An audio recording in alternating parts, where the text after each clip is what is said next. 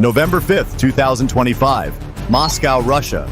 Behind the walls of the Kremlin, 57 of Russia's most senior officials gathered beneath the double-headed eagle. On the table before them lay a dossier stamped Sarmat Operational Test. Final authorization inside. Plans to prepare 3 RS-28 Sarmat intercontinental ballistic missiles, each carrying 10 nuclear warheads. Enough to erase Kyiv, Dnipro, and Kharkiv in under 8 minutes. The Kremlin was once considered untouchable, but today, the sky over Moscow has cracked. Ukraine launched Combined Operation. 15 Bayraktar TB2 drones and 10 upgraded MiG-29s stood ready to strike the most heavily protected airspace on Earth. Moscow's $9.4 billion layered defense shield, protected by Podsolnuk radar, Krasakha 4EW, Buk M3, Pantsir S-1, and the S-500 Prometey. Could unmanned drones and fighter jets pierce Russia's steel sky? Or will this be Ukraine's greatest miscalculation? Let's find out. November 5th, 2025, Moscow, Russia, 10 a.m. The sky above Moscow was gray and silent. Inside the Grand Council Hall of the Kremlin, 57 of Russia's most powerful figures gathered beneath the double-headed eagle. The chandeliers burned bright, but the air was colder than stone. At the center sat Vladimir Putin. Around him, Defense Minister Sergei Shoigu, General Gerasimov, and the heads of Roscosmos and the Strategic Missile Forces. On the table lay a single folder marked Sarmat Operational Test. Final authorization inside it. Plans for a limited nuclear strike on Ukraine using 3 RS-28 Sarmat ICBMs, each carrying 10 warheads with a combined yield of 100 megatons. Enough to erase Kyiv, Dnipro, and Kharkiv from the map in less than 8 minutes. Putin's words were measured, almost whispering, "We will end this war on our terms, and remind the West who commands the sky." The generals nodded. Outside, the red flag fluttered above the Kremlin spires, unaware it might soon signal the world's end. Unseen to them, every vibration, every coded phrase in that room was already being captured. Ukraine's AI listening network, Perun Sentinel, had tapped into an encrypted satellite channel orbiting 22,000 miles above Earth. The data spike registered at 10:17 a.m., flagged as Category Omega, potential nuclear pre-launch sequence. Inside the Kremlin, the meeting continued, confident, secretive, unbroken. But somewhere beneath Kyiv, a line of text appeared on an operator's screen. Authorization protocol detected, Moscow. Immediate response required. History had just started counting down. 10:30 a.m. Kyiv time, 30 meters underground, the operations room of the Ministry of Digital Defense sat in darkness. The central screen showed Moscow, a vast heart pounding beneath glass. The Kremlin's secret was no longer secret. Red letters flashed. Category Omega. Nuclear deployment protocol confirmed. Silence swallowed the room. Calm snapped into instant action. General Alexander Havrilenko placed both hands on the steel table, his voice like a knife. "They are about to do it. There is no line of retreat. We must strike straight to the heart." On screen 2, the Kremlin's defensive architecture peeled back layer by layer. Podsolnuk long-range radar, multi-layer air defense network, Krasakha 4, Buk M3, Pantsir S-1. And finally, the absolute firewall S-500, Prometey, a machine that seemed impossible to pierce, an air defense system proclaimed invulnerable to any threat. But the blade had been waiting in the dark for a long time. ENLEA 100 was watching everything over Russian airspace. Stealth Channel 4, northwest wind, the UAV officer reported. If we hug the Moskva at under 45 meters, their radars have only 8 seconds to react. 8 seconds. Enough for history to turn, or to end a nation. Approve combined operation. The order was given. At Poltava Air Base, 15 Bayraktar TB2s were lying in wait. Phase 1, the bait. Their mission, to provoke, not to destroy. Programmed to mimic flock signals on radar, they will force the air defense batteries to open fire and expose their tactics. Each TB2 cost $5 million. Each Russian interceptor, $15 million. Phase 2 would strike deeper. 10 upgraded MiG-29's Fulcrums would climb, carrying R-77s and Kh-31s, a strike package worth nearly $200 million. These were modified fighters, 19 months of covert upgrades, low observable skins, infrared suppression, and digital stealth suites, reducing detectability by up to 87%. The plan skirted suicide, a 600-kilometer penetration through 240 radar stations, 2 Panzer belts, 76,000 cameras, and a Krasuka 4 EW node. Moscow's defensive ring, with an estimated $9.4 billion budget, now faced a blueprint to rip its command center open. And the sky over Eastern Europe began to shudder. 10:42 a.m. The western sky over Moscow remained eerily calm, as if the city had no idea it was about to be struck in the heart. But from Poltava, 15 Bayraktar TB2s began their final flight. A formation worth $75 million in total, launched not to destroy, but to sacrifice with precision. They flew in a widening arc, no higher than 60 meters, skimming the cold air above the snowline. Not a drone strike team, but 15 deliberate torches sent into the storm. Russia detected them in 4.2 seconds. Red alerts flashed across Panzer S1, Buk M3, and Podsolnuk radar stations. The sky tore open as 32 interceptor missiles launched, each worth $1.2 to $3 million. In less than 42 seconds, the first 4 TB2s were gone.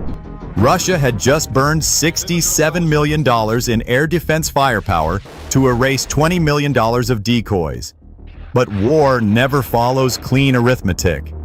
The second wave hit, heavy, relentless, smashing through the sky like iron mallets.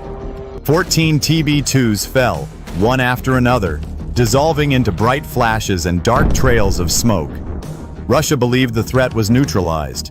They believed every angle was sealed, but the 15th survived. TB2-15 slipped through a radar blind spot lasting only 0.8 seconds.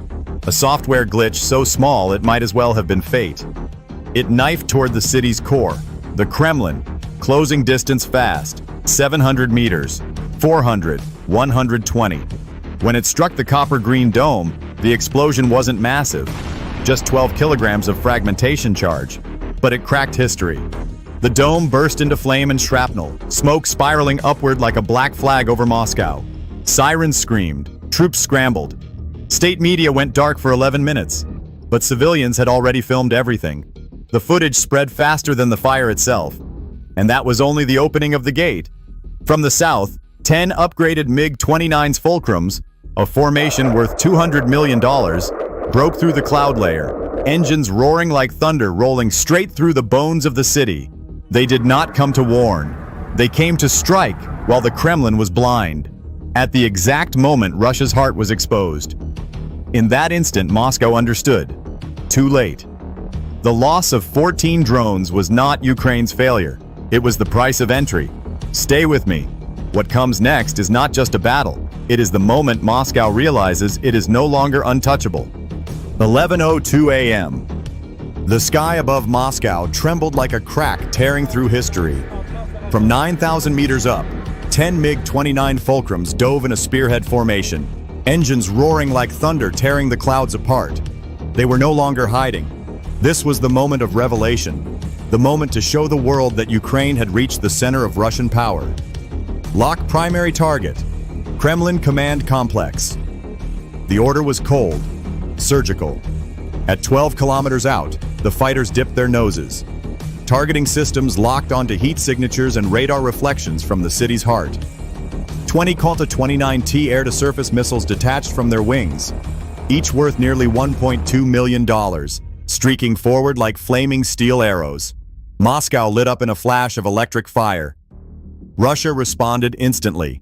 The Panzer S1 batteries swung their autocannons, Buk M3 launchers fired volleys of interceptors, and the S-500 Prometei shield engaged to hunt down incoming warheads. In 10 seconds, the sky turned into a maze of explosions, contrails, and shattering shockwaves. 18 out of 20 missiles were intercepted, a near-perfect defense. But war does not require perfection. It only needs one opening. The last two missiles slipped through the storm and struck the Kremlin guest house, only 190 meters from the main palace. The twin detonations echoed across the city like ceremonial funeral drums. 5 senior officials were killed, 20 others wounded, including aides, analysts, and communications officers. The city froze. Windows shook. Cameras caught fragments of the red roof falling like black snow. Meanwhile, MiG-29 tail number K-27 took shrapnel from an interceptor burst. One stabilizer shredded, engine coughing flame. The pilot did not eject. He pulled the stick, coaxing the crippled aircraft back toward Ukrainian airspace on only 31% thrust. He survived. And Putin? Safe, deep inside a hardened underground bunker. The throne remained, but the silence around it was no longer the same. Ukraine's purpose was not assassination. It was the message carried inside the explosion. We can reach your heart at any moment. Sit at the negotiation table. Moscow woke to a morning unlike any it had ever known. The city still stood, its towers, avenues, and crowds, but the air had changed. It was heavier, thicker, so quiet that one could almost hear the sound of fear breathing. News spread within 7 minutes through independent channels, and within 23 minutes, the entire world knew. Ukraine had struck the center of Russian power, not a border outpost, not an oil depot, not a warehouse, but the Kremlin itself. At the diplomatic guest complex, rescue crews clawed through broken stone and shattered plaster. 5 deaths had been confirmed. 3 security advisors, a deputy parliamentary secretary, and a senior diplomat. 20 more were injured, many with crushed ribs, severe burns, or traumatic head damage from blast waves. The numbers may have been small by wartime measure, but in a place like this, they were a political earthquake. Inside the National Security Chamber, Putin sat in silence. No one spoke. No one even dared shift in their chair. His expression did not change, but his eyes did. When power is touched, fear no longer belongs to the public. It belongs to the one who holds it. In Kyiv, there were no cheers, no applause, no anthem. Only a single report read slowly. Primary strategic objective achieved. Demonstrate the ability to penetrate and strike the core defensive command of the Russian Federation. They understood what that meant. Russia could respond at any moment. But like a blade laid against an adversary's throat, the power is not in the cut. The power is in the knowledge the cut can be repeated. International media named the event Night of the Broken Sky. The ruble fell 19% in 6 hours. 41 private flights departed Moscow that day, carrying families of ministers and oligarchs abroad. Small public gatherings began to form, first in St. Petersburg, then Yekaterinburg, then Kazan. There were no chants, no banners, no slogans. People simply stood still, looking up at the sky, understanding for the first time that Russia was no longer untouchable. In Washington, Berlin, and Beijing, secure phones rang without pause. Behind every closed door, a single question echoed. If Ukraine can strike the Kremlin today, where can they strike tomorrow? And at the end of the night, deep beneath Kyiv, General Havrilenko spoke a single line, quiet but heavier than any missile. We do not need to win today. We only need them to understand that we can win. The war was not over, but the balance had shifted, and history, from this moment forward, would never return to what it once was. Wars do not end with the loudest explosions, but with the silence afterward. The moment when both sides realize there is no path forward that does not demand a greater price than the last. After the strike on the Kremlin, the world stood at that threshold. Russia could no longer claim invulnerability. Ukraine could no longer be dismissed as the weaker state forced only to defend. And the nations watching from afar were now compelled to reconsider their place in a balance of power that had suddenly shifted. Yet in that tension, it was the ordinary people who felt the consequences most clearly. Russian mothers looked to the sky, knowing their sons would be sent to the front once more. Ukrainian children tried to sleep to the sound of air sirens and the glow of missiles crossing the night. Every victory for a nation came paired with grief for its people, and so the final question was no longer who is stronger, but how much loss is enough. Ukraine proved it could strike at the heart of Russia, but its goal was not endless vengeance. It was to claim a rightful seat at the negotiation table, where it would not bow under force, but look its opponent in the eye. The war continues. The borders still burn beneath the winter sky, but the world has now heard a message spoken not with words, but with impact. No empire is eternal, and the will of a nation can reshape the course of history. Peace may not arrive tomorrow, but from that moment, it became something possible. If you found this analysis valuable and want to support more in-depth breakdowns like this, don't forget to like, share, and subscribe, and tap the notification bell so you won't miss what happens next.